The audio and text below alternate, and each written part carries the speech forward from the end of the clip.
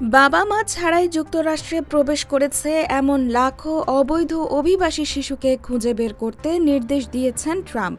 তার এই নতুন নীতির ফলে হাজার হাজার অভিবাসী শিশুর ভবিষ্যৎ অনিশ্চিত হয়ে পড়েছে এবং এটি মানবাধিকার সংস্থাগুলোর জন্য বড় উদ্বেগের কারণ হয়ে দাঁড়িয়েছে। ইমিগ্রেশন অ্যান্ড কাস্টমস এনফোর্সমেন্টের স্মারকে বলা হয়েছে, যুক্তরাষ্ট্রীয় অভিভাবকহীন অভিবাসী শিশুদের টার্গেট করে একটি নজিরবিহীন অভিযান শুরু হচ্ছে।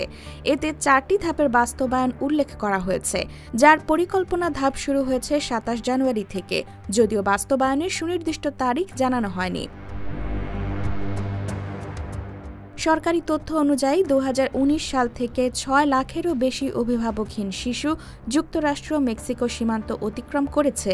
গত কয়েক বছরে 10,000-এরও বেশি শিশুকে নির্বাসনের নির্দেশ দেওয়া হয়েছে, যার মধ্যে 31,000 শিশু শুধু আদালতে হাজির না হওয়ার কারণে নির্বাসিত হয়েছে। যুক্তরাষ্ট্রের ডিপার্টমেন্ট অব হোমল্যান্ড সিকিউরিটি এবং আইসিই এই স্মারক এবং ট্রাম্প প্রশাসনের পরিকল্পনা সম্পর্কে মন্তব্য করতে অস্বীকৃতি জানিয়েছে। ট্রাম্প তার প্রথম মেয়াদে জিরো টলারেন্স নীতি চালু করেছিলেন, ফলে সীমান্তে শিশুদের তাদের বাবা-মায়ের থেকে বিচ্ছিন্ন করা হয়।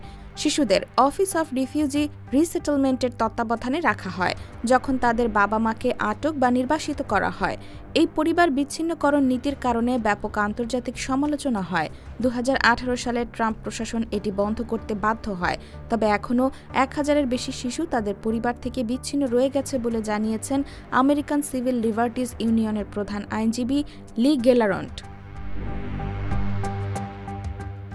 আইসির স্মারকে উল্লেখ করা হয়েছে যে এই অভিযানের লক্ষ্য শুধু অভিবাসন আইন প্রয়োগ করা নয়, বরং শিশুদের মানব পাচার ও শোষণের শিকার হওয়া থেকে রক্ষা করাও এর উদ্দেশ্য। IBTV USA, new York.